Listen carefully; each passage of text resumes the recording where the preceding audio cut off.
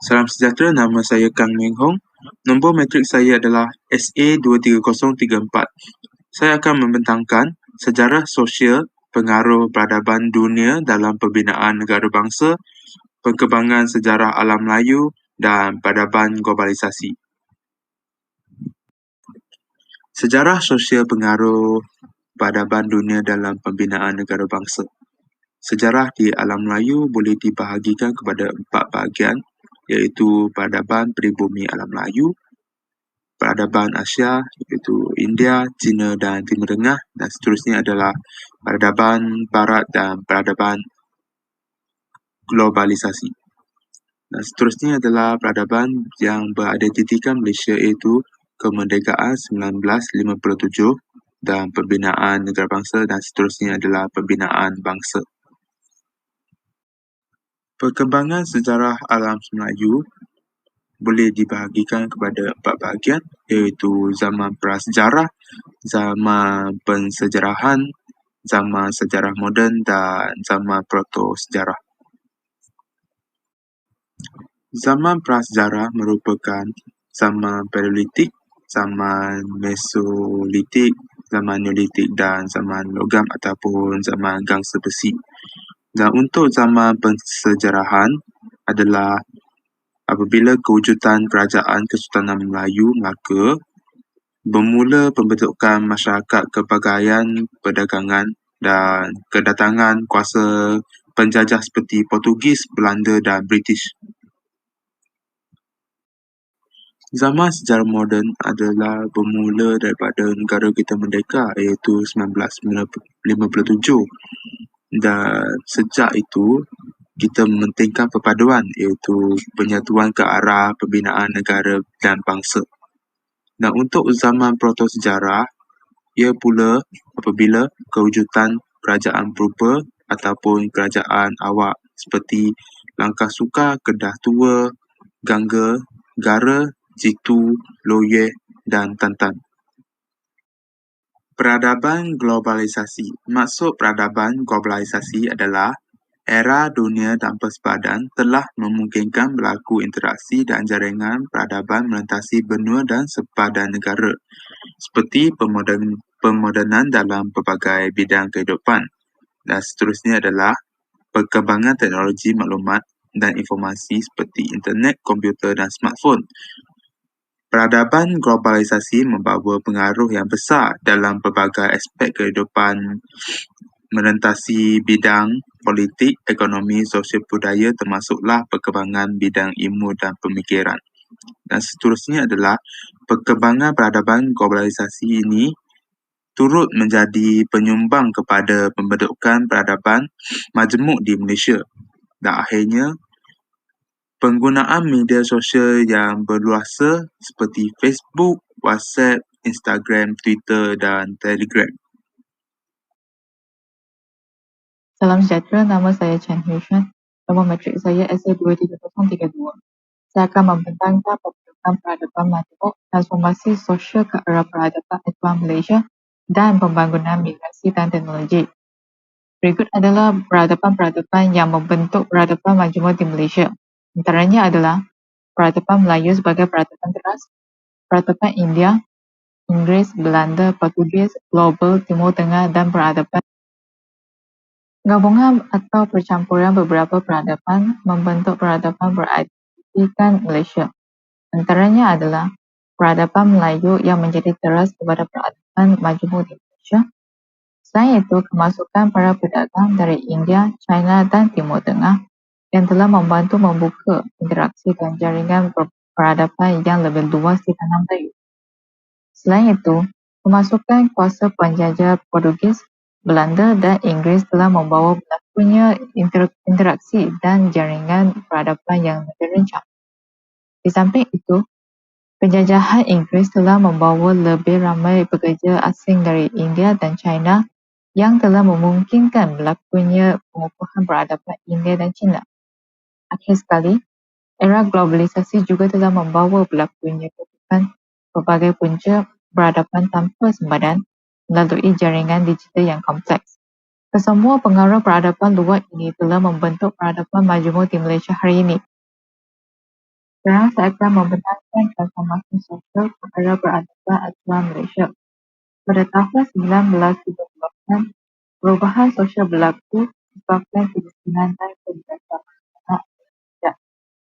Pada tahun 1980 hingga 1990-an, berlakunya pembangunan di mana terdapat industri-industri yang baharu dan pada era yang sama penghijrahan juga berlaku. Pada tahun 2000, pembandaran berlaku di mana pengasingan rakyat dan wujudnya kelas menengah.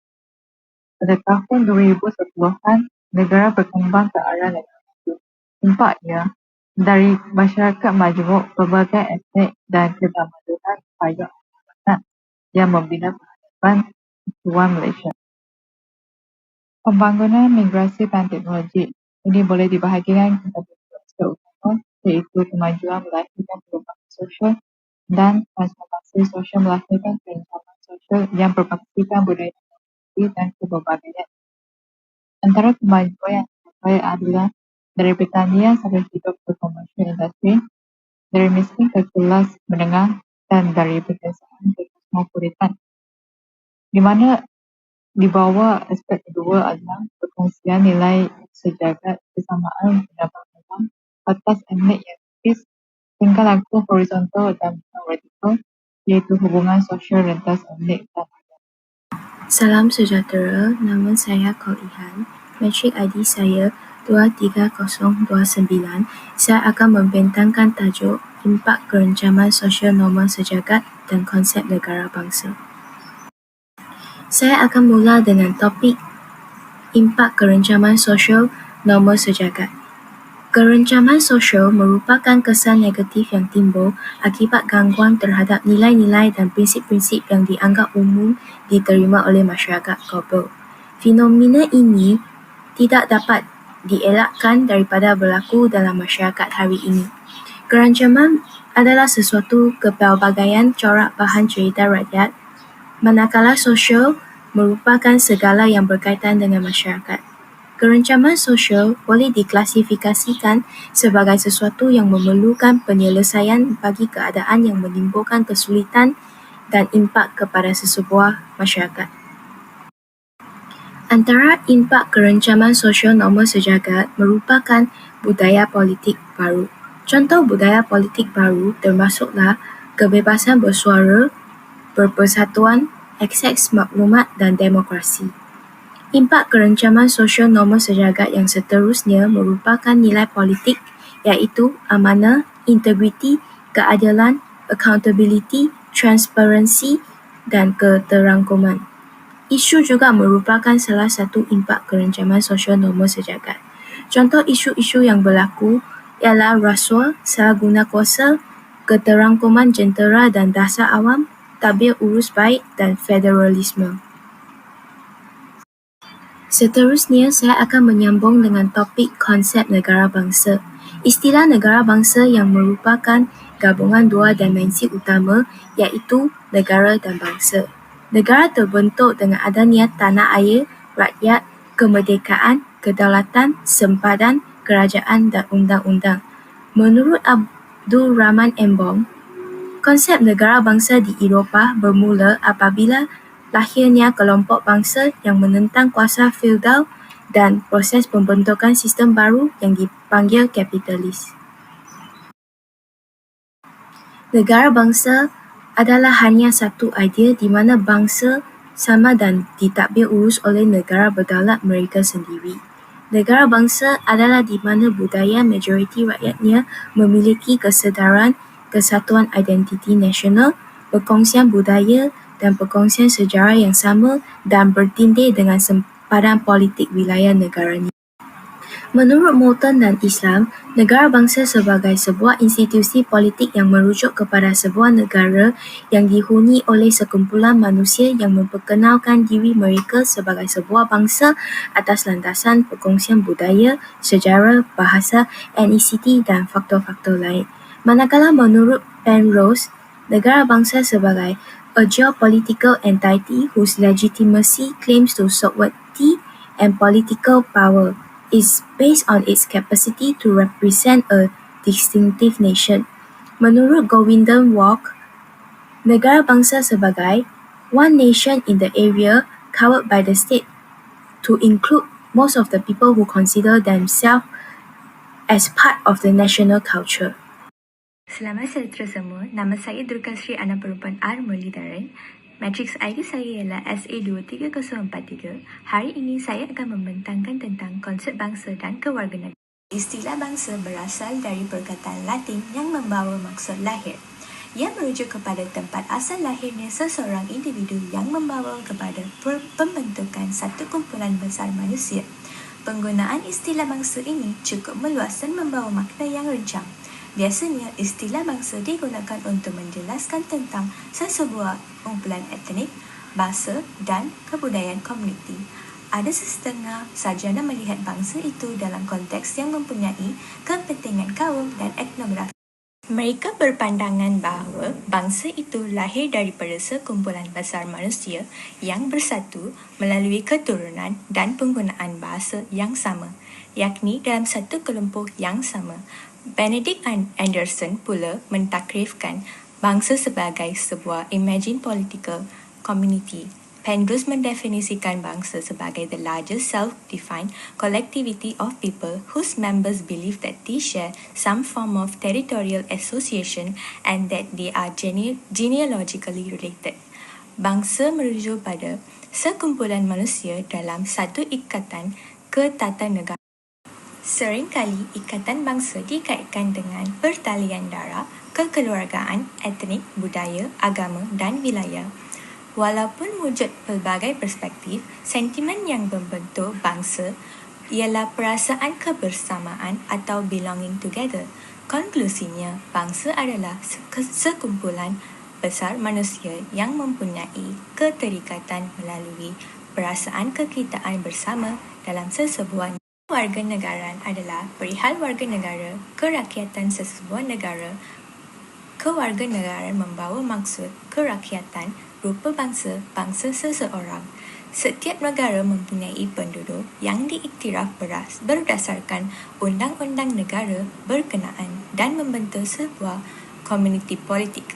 Ini bermakna kewarganegaraan adalah suatu bentuk kerakyatan atau kedudukan sah yang mengikat seseorang individu dengan negaranya.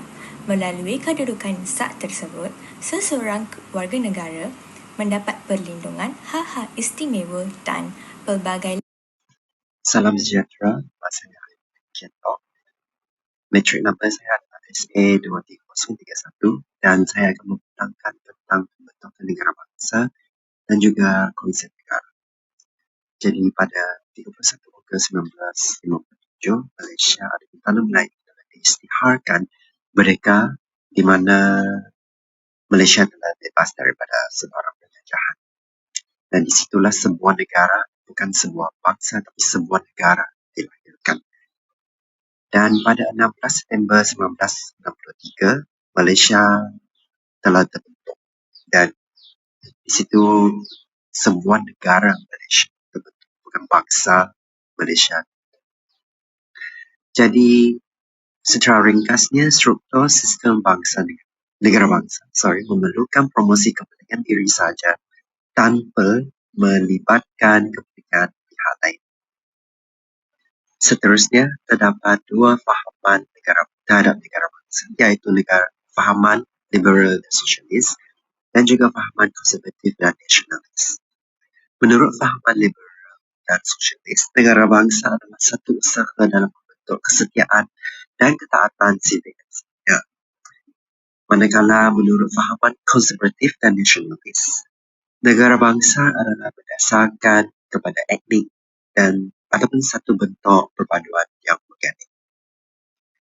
Next, secara keseluruhannya, pembentukan negara bangsa boleh dikelaskan kepada tiga jenis, iaitu satu bangsa, satu negara, negara tanpa bangsa, dan bangsa tanpa negara. Yang pertama adalah satu bangsa, satu negara, ataupun one state, one nation, yang berdiri tolak daripada satu ras, membentuk bangsa dan melahirkan satu negara, dan dia akan berkembang dan melahirkan semua negara bangsa. Contohnya, bangsa Jerman membentuk negara Jerman dan bangsa Jepun membentuk negara Jepun. Seterusnya adalah bangsa tanpa negara ataupun nation without state, yang mana keadaan ini wujud apabila terdapat beberapa bangsa tanpa negara yang menuntut bangsanya untuk bernegara dan mempunyai autonomi sendiri. Contohnya bangsa Melayu Petani di selatan Thailand mempunyai entiti bangsa sendiri tetapi negaranya dimiliki oleh orang Thai. Contoh yang lain adalah bangsa Kurdis yang bertapak di utara Iran berjaya membentuk wilayah otonomi Kurdistan tetapi negara Kurdistan tidak diiktiraf dalam dunia. Akhir sekali adalah negara tanpa bangsa, iaitu state without nation, yang senario ni berlaku apabila wujudnya sesebuah negara yang diperakui kedaulatannya tetapi tidak jelas dari segi identiti bangsa. Contohnya Malaysia, yang lahir sebagai sebuah negara yang terdiri daripada berbagai jenis kumpulan etnik yang mengekalkan identiti masing-masing, dan ini telah menyebabkan satu bangsa Malaysia masih belum terbina. Next, terdapat dua bentuk negara bangsa yang terbentuk akibat perolakan geopolitik dunia. Ya. Jadi yang pertama adalah negara bangsa tamu yang diduduki oleh kumpulan etnik asal dan wilayah dan hegemoni politik diamalkan di mana pendapatan diperakui dan diterima. Dan komuniti migran dari negara-negara lain akan di bawah payung penempatan. Contohnya United Kingdom, China, India, dan Malaysia. Bentuk negara bangsa yang kedua adalah negara bangsa settler, di mana komuniti migran yang menduduki negara tersebut telah meminggirkan, meletak di tanah-tanah reserve dan menghapuskan anak-anak watan asal. Dan keadaan ini telah menyebabkan kedudukan pendapatan tidak diperakui dan diterima. Oleh sebab itu, hegemoni politik diganti dengan kumpulan etnik yang menguasai ekonomi dan politik. Contohnya negara Kanada, Australia, dan Singapura. Yang jadi seterusnya kita akan tengok topik konsep negara. Jadi secara ringkasnya, negara merujuk kepada sebuah masyarakat yang mendiami kawasan tertentu dan mempunyai kerajaan pemerintahnya. Konsep negara pula adalah sebuah kerajaan yang merdeka dan berdaulat dan yang mentadbir urus ke satu wilayah yang diperakui oleh negara-negara lain. Dan dalam sebuah negara, penduduk ataupun rakyat merupakan elemen penting, sebab rakyat mencurahkan negara, rakyat juga membentuk bangsa dan diikat dengan tanah air dan perlembagaan dan kerakyatan sesebuah negara. Jadi, menurut undang-undang antarabangsa, sesebuah negara haruslah mempunyai elemen-elemen negara, iaitu mempunyai wilayah ataupun sempadan, mempunyai kerajaan, mempunyai kedaulatan dan mempunyai penduduk, sama ada rakyat ataupun populasi. Seterusnya, ahli-ahli falsafah dunia mempunyai pendapat masing-masing terhadap konsep negara. Jadi menurut ahli falsafah Karl Marx, the state is the product of class contradiction and class struggle and is controlled by economically dominant class. Menurut Max Weber pula, the state is a human community that successfully claims the monopoly of legitimate use of physical violence in a given territory. Manakala menurut Dahl, negara didefinisikan sebagai satu sistem politik yang didirikan oleh sekumpulan manusia yang menetap dalam sesebuah wilayah dan membentuk kerajaan sah yang memerintah wilayah tersebut. Akhir sekali, menurut Giddens pula, negara merupakan sebuah organisasi politik yang berkuasa memerintah sesebuah wilayah tertentu dan boleh menggunakan berbagai kaedah termasuk cara kekerasan bagi mengekalkan sesuatu peraturan. Hai, Assalamualaikum. Nama saya Nur Maisarah binti Muhammad Amin, ID Matric PE23025. Saya akan mengupas topik naratif negara bangsa Malaysia. Definisinya ialah sebuah negara etno berpasatkan anak watan dalam masyarakat kepelbagaian diintegrasikan di perantar perlembagaan dan tersulam ruang sivik dalam governance dan pembangunan dengan keadilan, keterangkuman dan demokrasi dalam membina negara bangsa Malaysia. Seterusnya ialah negara bangsa Malaya Malaysia integrasi. Mengikut sejarah, pada tahun 1957, Persekutuan Tanah Melayu Malaya memperoleh kemerdekaan dari Inggeris. Kemudian, pada tahun 1967, Persekutuan Tanah Melayu bergabung dengan Singapura, Sabah dan Sarawak untuk membentuk Federasi Malaysia. Berdasarkan kronologi kisah tadi, proses integrasi ini bertujuan untuk memperkuat persatuan dan kesatuan di antara wilayah-wilayah yang berbeza latar belakang etnik, budaya dan sejarah. Impaknya, apabila Malaysia dibentuk, rakyat Sabah dan Sarawak diperakui sebagai bumi putera dan dijadikan sebagai pasak negara bangsa Melayu. Pembinaan negara bangsa asimilasi atau integrasi. Yang pertama ialah negara bangsa peribumi, iaitu negara di mana orang asli diakui dan diterima berdasarkan asimilasi.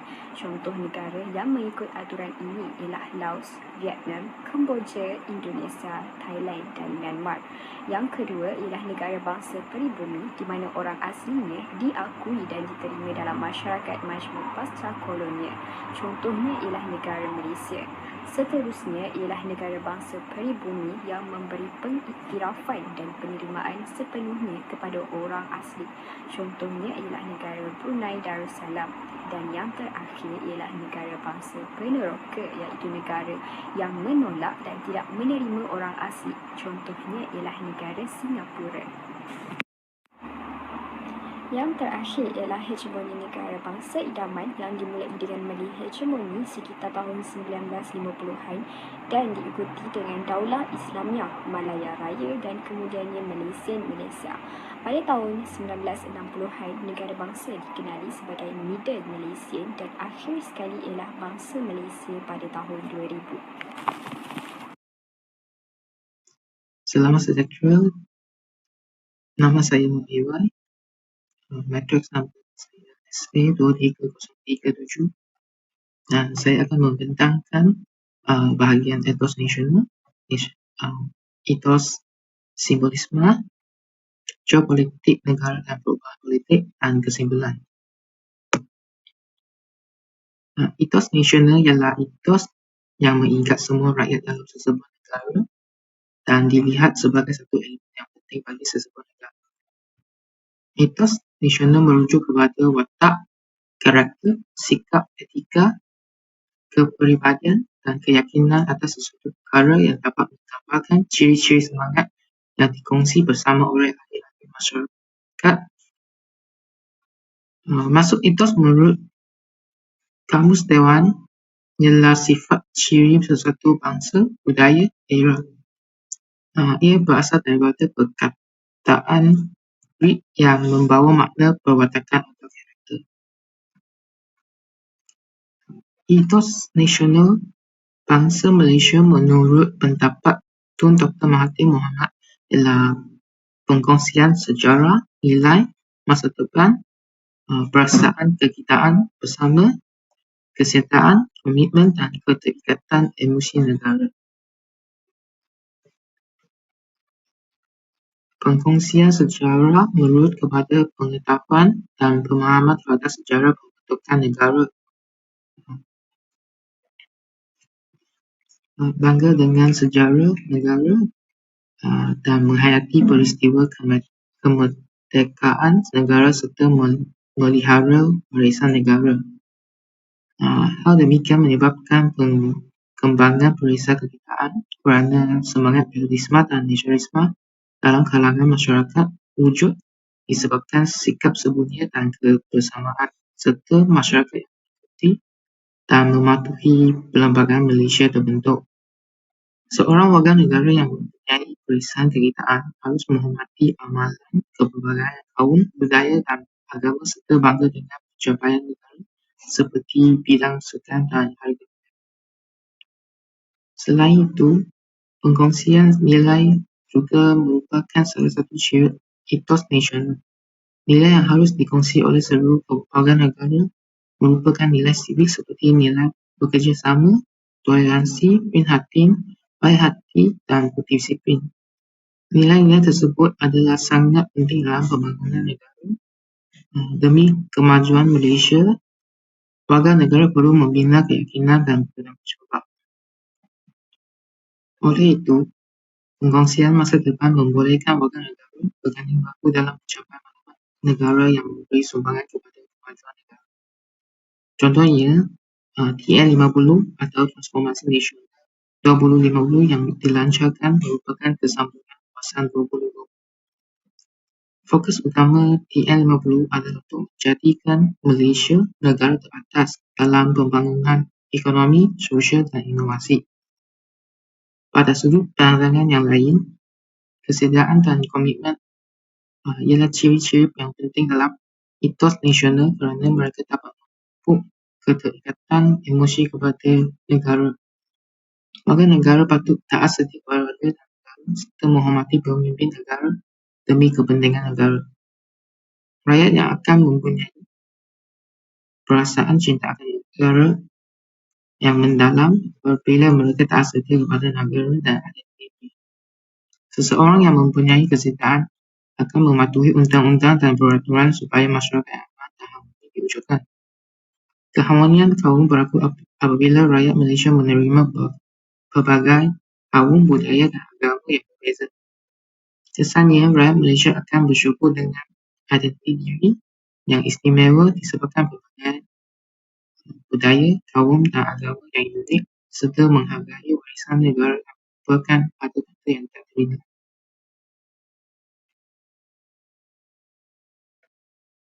Malaysia merupakan negara yang kaya dengan pelbagai budaya dan etnik. Setiap kaum mempunyai etos dan simbolisme yang tersendiri yang mencerminkan nilai-nilai kepercayaan dan tradisi mereka.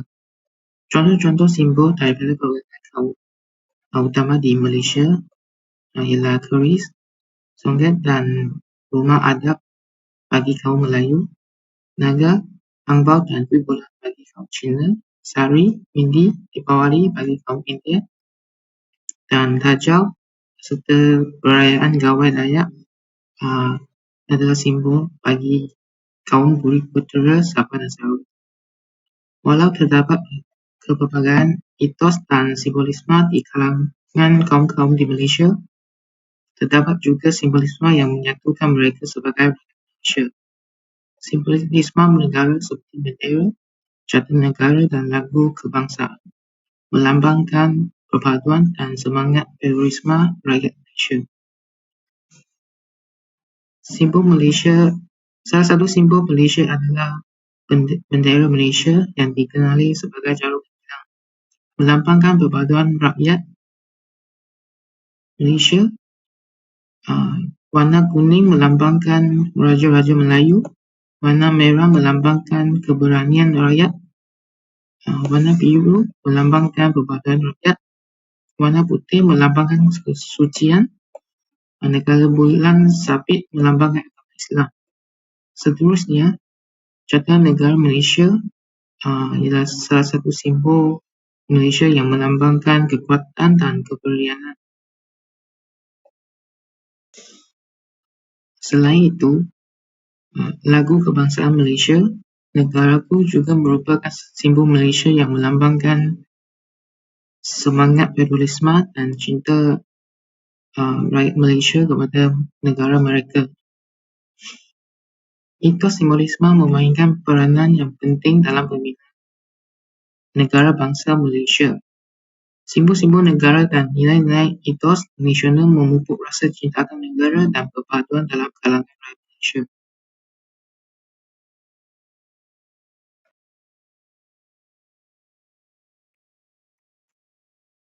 Malaysia terletak di kawasan Asia Tenggara yang strategik dan dikelilingi oleh negara-negara seperti Indonesia, Singapura, Thailand dan China. Kedudukan geografi ini memberi pengaruh penting terhadap geopolitik negara dan perubahan politiknya. Persaingan antara Amerika Syarikat dan China di kawasan Indo-Pasifik membawa pengaruh kepada Malaysia.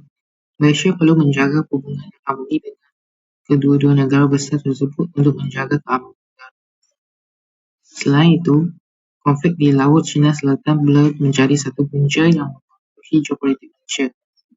Pertikaian wilayah di Laut Cina Selatan melibatkan beberapa negara Asia Tenggara, termasuk Malaysia. Hal ini meningkatkan ketegangan di kawasan tersebut dan Malaysia perlu memainkan peranan dalam mencari cara penyelesaian efisien yang sesuai. Seterusnya, masalah imigrasi dan pekerja asing memberi impak kepada geopolitik Malaysia.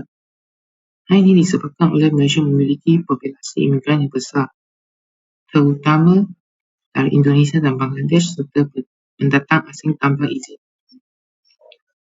Ini menimbulkan isu-isu seperti kewarganegaraan, peluang pekerjaan dan keselamatan.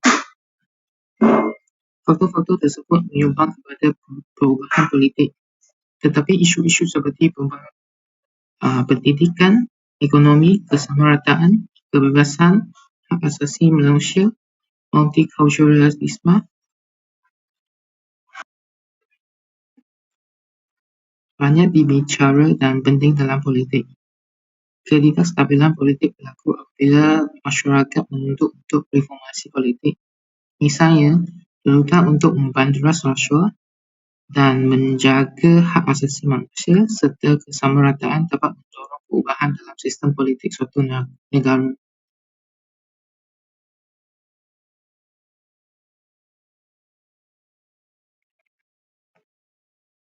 Malaysia merupakan sebuah negara yang mempunyai pelbagai budaya dan peradaban.